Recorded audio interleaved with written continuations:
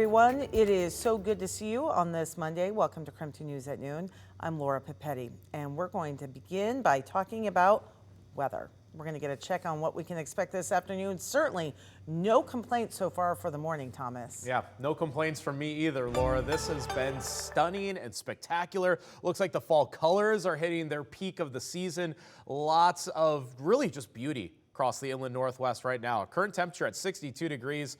Again, for October, that is plenty warm. Won't be record highs. It's basically everything but record highs out there for today, but should just remain sunny all day long. Maybe a little bit of high cloud cover drifting past us. So we're not expecting anything anytime soon. Yeah, there's a little bit of rain on the west side, but that's not even close to where the cold front is. It's actually way back here over the Pacific Ocean, and that's going to take about a day and a half before it even arrives. So we have not only today, but also tomorrow to look forward to in terms of the late summer warmth. But you know that by Halloween, it's always cold.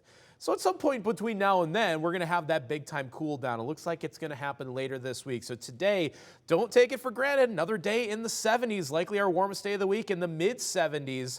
But then we will drop right back into the 50s pretty much immediately. We'll show you which day and exactly when that cold front is set to arrive and how much rain might be coming along with it. So a lot to still cover in my full forecast. All right, Thomas, thank you. And of course, with those changes on the way, you'll want to make sure you have KREM 2 Plus. It is our new streaming channel for Roku, Amazon Fire, and Apple TV. And we love this part. It is totally free. It's also your home for weather forecasts on demand, as well as live radar when big storms are on the way. So get it now before that weather changes. As you heard Thomas say, it's coming fast.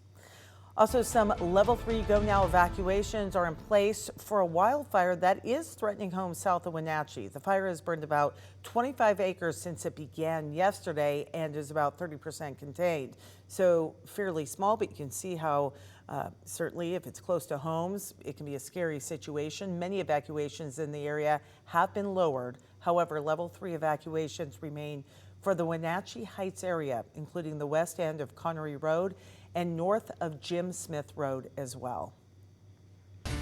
This is coming in new at noon. The Spokane County Sheriff's Office is still looking for a suspect who shot and killed a man outside of a Safeway in Milwood.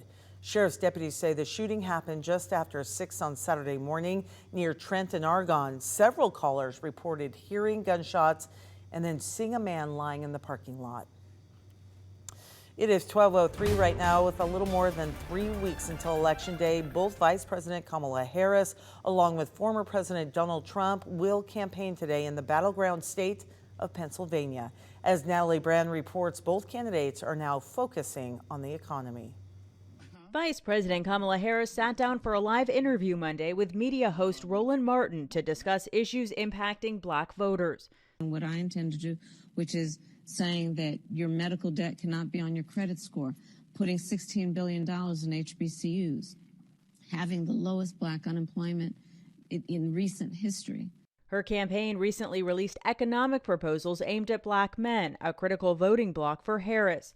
Often the people whose policies get pushed through are the people who actually demand what they want through their votes. The proposals include forgivable loans to black entrepreneurs, a health initiative tackling conditions that disproportionately affect black men, and legalizing recreational marijuana. Former President Donald Trump is also competing for their votes. A new CBS News poll shows the race essentially tied in the battleground states. When I win on November 5th, the migrant invasion ends and the restoration of our country begins. In Arizona this weekend, Trump focused on immigration, pledging to hire 10,000 more Border Patrol agents after earlier opposing a bipartisan bill to provide more border security resources. Also on Sunday, the former president suggested using the military to go after a, quote, enemy from within. We have some very bad people. We have some sick people, radical left lunatics. And I think and it should be very easily handled by, if necessary, by National Guard, or if really necessary, by the military. Ahead of Trump's rally in California Saturday, sheriff's deputies arrested a Las Vegas man for allegedly having a loaded firearm and a high-capacity magazine at a checkpoint near the venue. A federal law enforcement source tells CBS News there's no indication this was an assassination attempt. Natalie Brand, CBS News, Washington. All right, speaking about election, the election day nearly here, the question is, can you be friends with someone who votes differently than you? Well, KREM 2's Tim Pham recently drove by 2 homes in Spokane, and he noticed neighbors who had displays supporting 2 different candidates. Tell us why you are voting for former President Donald Trump. I'm voting for former President Donald Trump because I do believe, again, that his policies strengthened America. I have always been a Republican until 4 years ago. What changed for you? Donald J. Trump. All right, so you can tell on other different sides of the fence, they disagree on who should lead our country, but you might be surprised to learn that they have the very same view on how to be a good neighbor. They're actually good friends. So watch tomorrow morning on Up with KREM and on KREM 2+. 12:06 right now. Today is Indigenous Peoples Day, and it is a day to recognize the contributions and legacy of those who lived here before Columbus claimed to have discovered it.